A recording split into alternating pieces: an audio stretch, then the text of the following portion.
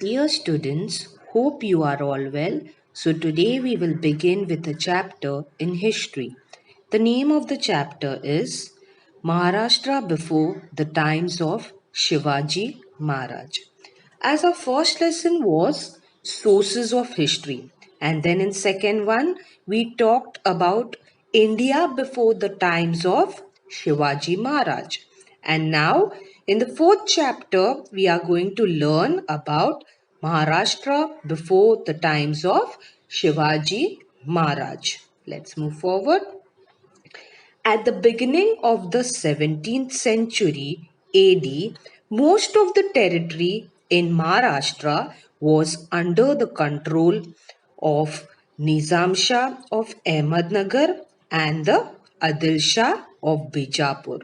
So, two rulers were there. Who were they? Nizam Shah and Adil Shah. But then later, the Mughals had entered the Khandesh region. See the second point. And their objective means aim was to expand their power. That means to spread the power in the south. Now, this is the natural, common, or obvious thing to understand that any king or ruler always, as we studied in history, tries to expand his territory. Now, in the further chapters also in history, you will learn Shivaji Maharaj what he used to do? Capture forts. So, the same way in this, they had to expand their territories, okay? And for the same reasons, Mughal also entered the Khandesh region, as we can see in the second point, to expand their power in the south.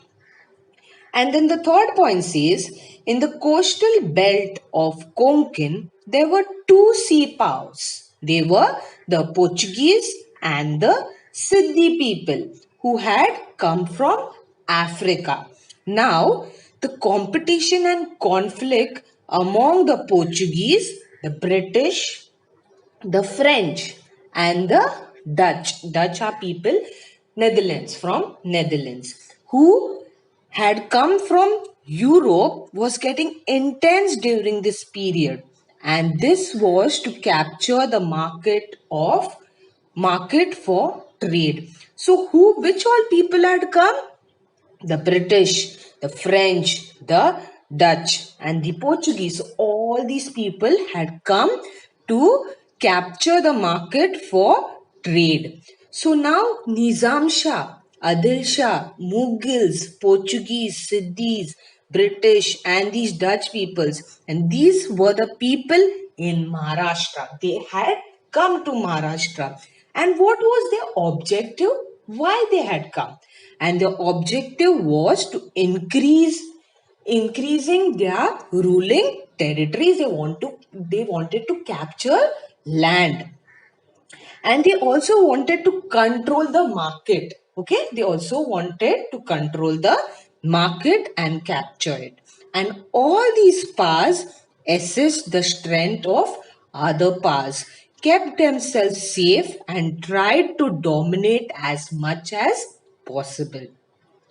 Now, because of all these things, because of the constant conflict among all the powers who led to instability and insecurity in Maharashtra, because all these people from different places wanted to capture the territories, they wanted to capture land as well as the markets of Maharashtra. And if you want to learn in detail about all these things, then it is very necessary to start it with the village, Kasbah, and Pargana, because the nature of settlements of that period was in the villages. Now, the next point we will learn is most of the people lived in a villages, and a village at that time was called Moja. What it was called? It was called as Moja. Let's move forward. So, about the village Moja, we will see now. Most of the people lived in villages. As you all know, in the olden times, most of the people lived where? They lived in villages. A village was also called as Moja. The chief of the village was the Patil, and that means a head or a leader was called as a Patil. Now, as you people learnt in civics of 6th standard last year, the local government bodies, there was a chapter named Local Government Bodies. Like that, a system was there where they used to run the administration, how to run the administration smoothly. So the chief of the village was the Patil. He used to try to bring maximum land under cultivation. So what he used to do? He used to try to bring maximum land under cultivation. Why? To grow crops. If there was any dispute, or means if there was any problem in the village, the Patil resolved it. That means people used to go to this person. He was a Patil, he was a leader in this village. So they used to go to him to solve the problem. So he resolved it and made peace. Then the next officer was the Kulkarni who helped the Patil. That means under Patil, there was another officer. He was named as Kulkarni. So he helped the Patil in his work. The Kulkarni kept the record of the revenue. That means related to money. He kept the record of the revenue that was collected, and there was various artisans in the village. Artisans are workers. They had hereditary rights regarding their occupation. The peasants gave a share of their agricultural produce to artisans for the services they rendered for the village community, and this share was known as baluta. This share was called as baluta. Nowadays, as we see, there are different types of shops. Now, when you go out, there are different kinds of shops, and when we go over there and buy things, we buy, we go to different shops, we get different things. But in the medieval period, now we're learning the history that is of medieval period. But in the medieval period, it was not like that. Different people used to do different occupation, and people who used to grow crops, and this system, the people who were engaged in cultivation, agriculture. So the people who used to grow crops, and this system was called as the Baluta system. That means people who were under the occupation of growing crops, agriculture, that system was called as the Baluta system. Let's move forward. Then the next is Kasbah, which was like a big village. Okay. A kasbah was like a big village. It was usually the headquarters of Pargana. For example, which is given in our textbook, Indarpur Kasbah of Indarpur Pargana. Now, what is Pargana? Pargana means group of villages. Many villages together is called as a Pargana. Why Kasbah of why Pargana were the headquarters of those Pargana. Again, the same thing as we know. Agriculture was the main occupation, and the village is mostly, which is the main occupation? Agriculture, growing crops. There were skilled artisans like carpenters. Skilled artisans means skilled workers like carpenters, blacksmith, etc. in a kasbah. Now, like in the village, okay, like in a village that we learned just now before in the next slide, that is a Moja. Like in a village, Patil and Kulkarni in Kasba. Okay, they were, Patil and Kulkarni were the leader over there in the village. The same way, the Shete and Mahajan were the Watandars of the Pet. Okay, Pet means a marketplace. Pet means a marketplace or market, we can see. Every village did not necessarily have a pate. That means every village did not have a market at that time. Pate is a marketplace. The setting up of a pate was the job of the Shete and Mahajan. Okay.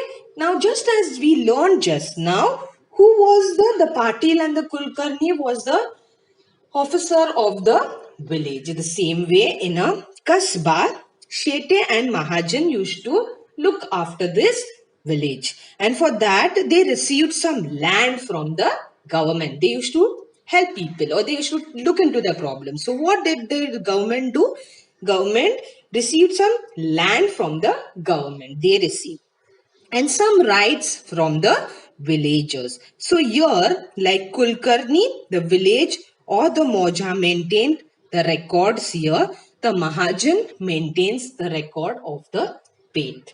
As there we see the Kulkarni used to undertake. Here, the Mahajan looks after the accounts. That means looks after the revenue department. Okay.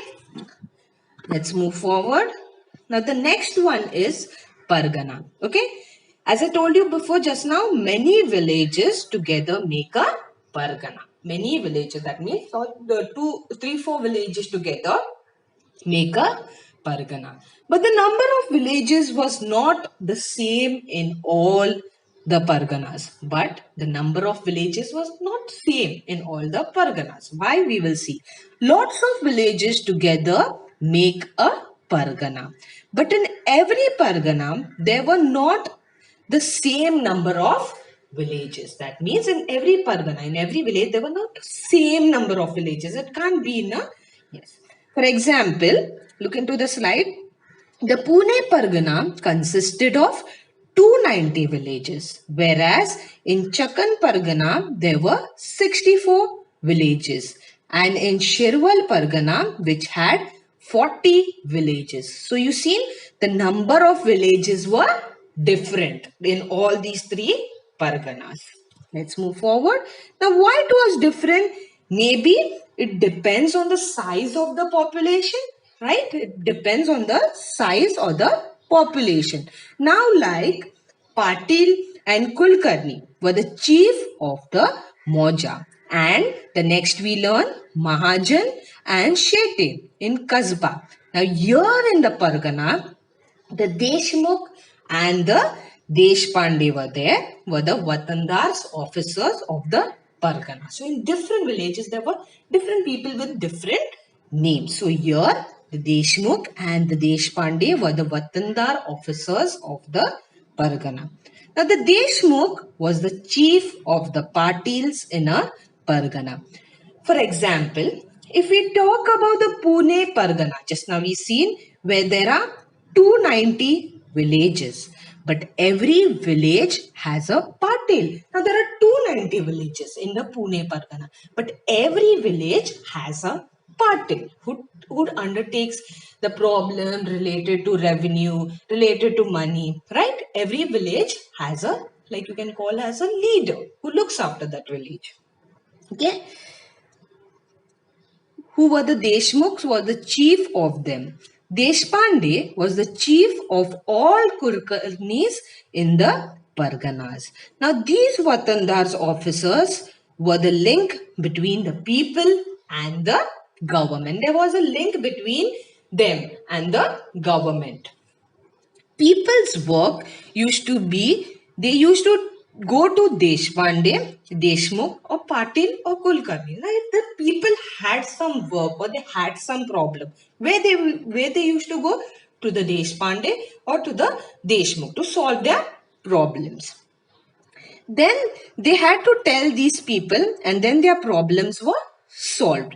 In case of enemy invasion or drought, these Watandars represented the grievance of the people to the government. And sometimes these officers misused their powers. Okay, they used to not help the people. So they misused their powers sometimes. Okay, also by which the people suffered harassment. In some places, as you see now also, some places which people have the power, they trouble the people, they harass the people. Okay.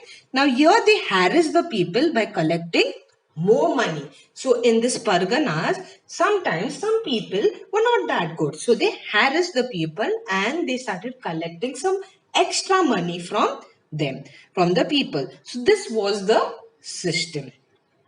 Next is the calamity of famine. Now, what is the meaning of famine? Famine means extremely scarcity of food, where there is no food and people are starving or they are hungry. So, famine is caused because of natural disasters like drought or floods, etc. So, as we learn that the agriculture was the main occupation of the people, right? And for agriculture, which was totally dependent on rainwater, right? Agriculture is totally dependent on rainwater, and famine is the thing which was the greatest calamity for the people. It was difficult for people to live in the village. It was in 1630, look at the third point, it was in 1630 that a great famine occurred in Maharashtra. People were ready to sell themselves for a piece of bakri, but there was nobody to buy them. By this sentence, you can understand the worst situation the people were facing. They were ready to sell themselves. Let's move forward. The next is entire families were destroyed. Agriculture was devastated. That means all the crops were destroyed. The famine put an end to industries. All the industries were also closed. All financial transaction came to a standstill. People did not have money to buy anything. People had to wander to faraway regions in search of a livelihood. So, what they had to do, they had to move to other places, to faraway regions in search of their livelihood, in search of living. Let's move forward. That's your homework. A great famine occurred in Maharashtra in dash CE. The next is many villages together make a dash. The next is what is a pargana? And the next is why were droughts a great calamity for the people? That's all for now. We will learn the next part of the lesson in the next video. Thank you for listening, children. Goodbye. Take care.